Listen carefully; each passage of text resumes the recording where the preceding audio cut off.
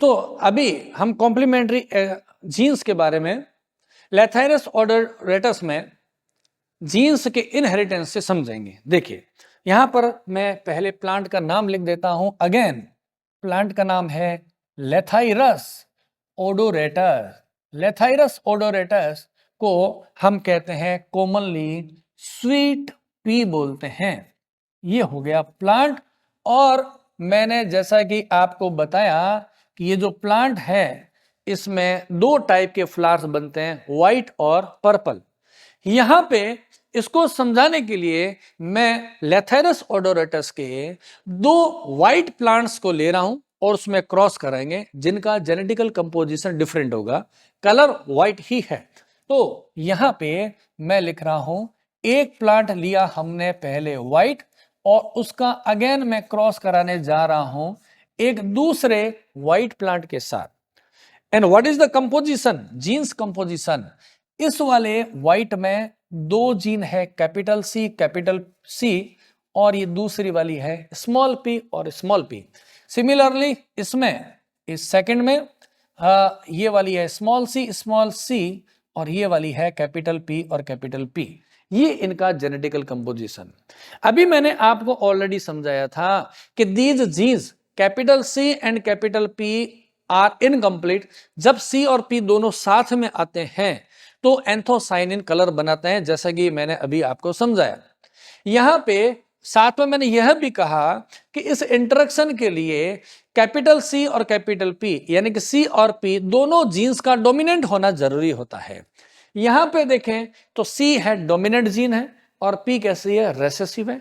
इसलिए एंथोसाइनिन का सिंथेसिस नहीं होगा, पर्पल फ्लावर नहीं बनेंगे, तो फ्लावर कैसे बनेंगे, व्हाइट। और इस प्लांट में भी क्या हुआ, स्मॉल सी रेसेसिव जीन्स है और ये है डोमिनेंट जीन है। तो दोनों सी और पी के डोमिनेंट होना जरूरी होता है तब पर्पल बनता है, लेकिन ऐसा नहीं है तो ये भी क्या होंगे, व्हाइट। दोनों ही प्लांट व्हाइट कलर के हैं लेकिन जेनेटिकल कंपोजिशन है दोनों में डिफरेंट है। इसको आप ध्यान से देखिएगा। अब इसमें हम बात करें कि गैमेट्स कैसे बनेंगे। गैमेट ऐसे बनेंगे, दोनों में से दो सी में से एक आ गया कैपिटल सी एल और दूसरा है स्मॉल पी। सिमिलरली यहां पे स्मॉल पी और ये हो गया कैपिटल पी। ये यहां पर इनके क्या बन गए हैं, गैमेट्स। आप जानते हैं कि गैमेट्स का जेनेटिकल कंपोजिशन कैसे होते हैं। Gametes are the haploid in structure, इसलिए हैप्लॉइड है, अगुणित है, तो दो में से एक, इन दो में से एक को लिया। सिमिलरली यहां, क्योंकि आप जानते हैं गैमेटोजेनेसिस कैसे होता है, by the oogenesis, by the meiosis process, अर्धसूत्री विभाजन के द्वारा युग्मकों का निर्माण होता है। इसलिए गुणसूत्र कैसे हो गए, आधे हो गए। और ये इसके क्या है, गैमेट्स हैं। अब ये दोनों गैमेट्स जब क्या करेंगे, फर्टिलाइजेशन करेंगे, तो क्या हुआ, ये देखिए कैपिटल सी उसके बाद स्मॉल सी, ये लिखने का फिक्स पैटर्न होता है। अगेन पहले लिखेंगे हम कैपिटल पी को, फिर लिखेंगे स्मॉल पी। जब कभी भी एलिल्स को लिखते हैं डोमिनेंट को पहले लिखते हैं, रेसेसिव को बाद में लिखते हैं। तो ये हमारे पास में F1 जनरेशन में एक प्लांट आ गया, F1 जनरेशन का। इसका कलर कैसे होगा, रटने की जरूरत नहीं है, समझना है। Both dominant genes are available, capital C and capital P, both genes are available. This first gene can synthesize the enzyme first, जैसा कि मैंने अभी आपको बायोकेमिकल रिएक्शन में बताया था, एंजाइम फर्स्ट को लिए रेस्पॉन्सिबल है। और ये वाली जो पी जीन है, कैपिटल पी है, ये क्या करेगी, ये बना देगी सेकंड एंजाइम, ठीक है ना।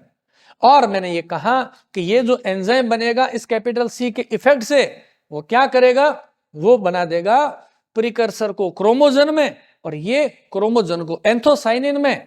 इसलिए ये प्लांट का कलर, इस फ्लावर का कलर कैसा होगा, इसमें आएंगे पर्पल फ्लावर्स जनरेट होंगे। चीजों को टेक्निकली समझने की जरूरत है, कंफ्यूज नहीं होना।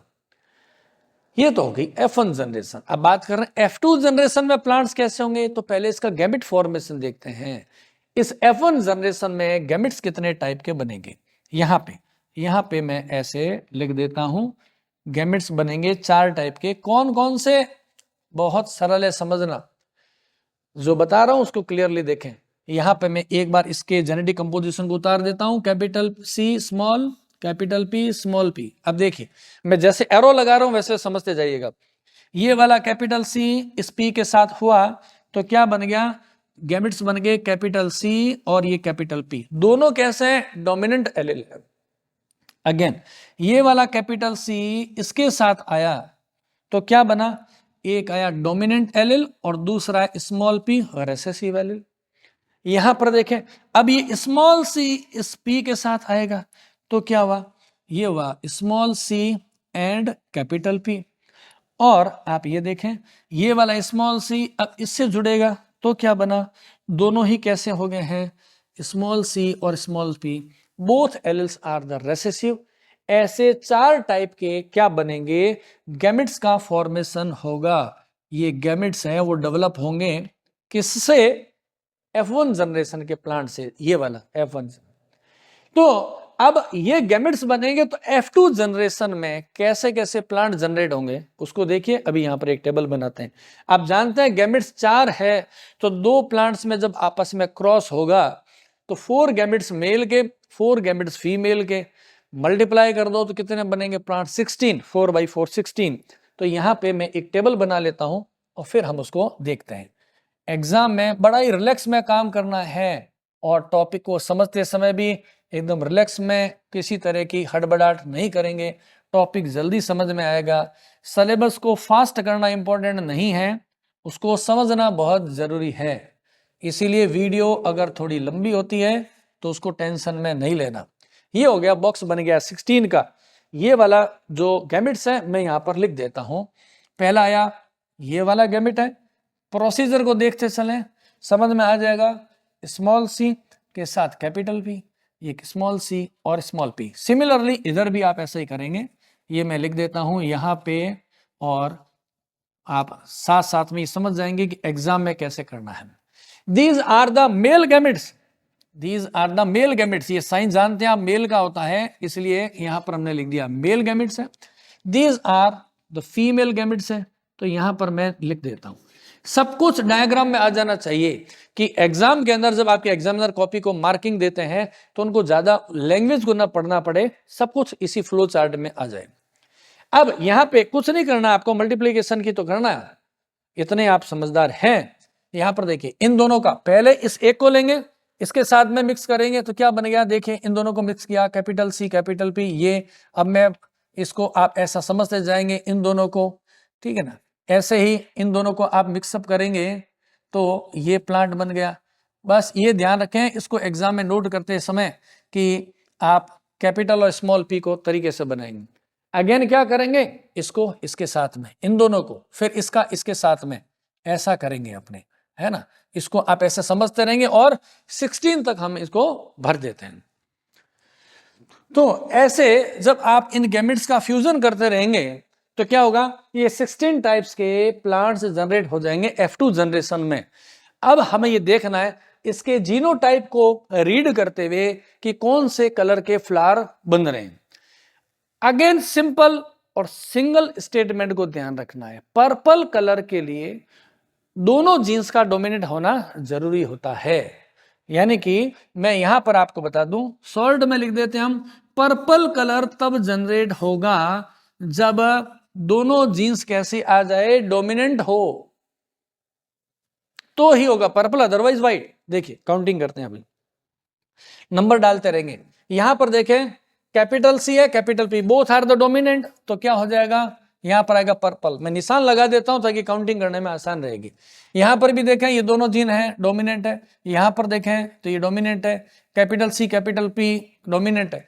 एटलीस्ट हो सकता है दोनों आ जाए ऐसे, कैपिटल सी कैपिटल पी दोनों हो गया, ओके। मिनिमम 1 डोमिनेंट सी और मिनिमम 1 डोमिनेंट पी, ये तो मिनिमम होना ही चाहिए। ज्यादा हो गया तो अलग बात है। जैसे इसमें देखें आप, एक सी डोमिनेंट है एक रेसेसिव है और ये पी है, दोनों डोमिनेंट है। एटलीस्ट 1 डोमिनेंट हो गए, सी और पी है तो पर्पल आ जाएगा। यहां पर देखें, यहां पर सी 2 है डोमिनेंट है, एक पी डोमिनेंट, एक मिल गया ना सी और पी, ओके पर्पल हो गया।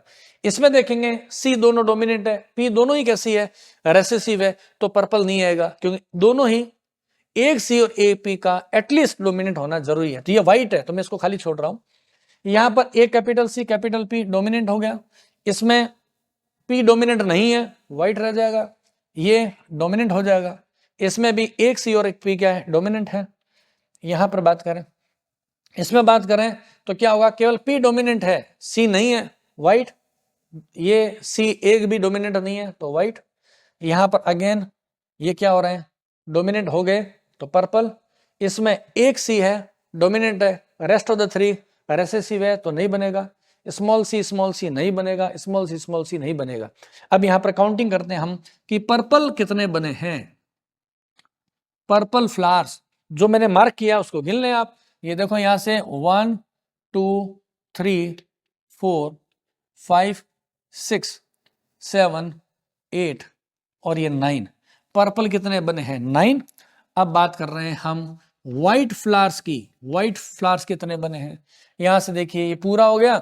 यहां पे व्हाइट की बात कर रहे हैं तो ये हो गया 1, ये हो गया 2, उसके बाद ये 3, ये हो गया 4 5 6 एंड 7।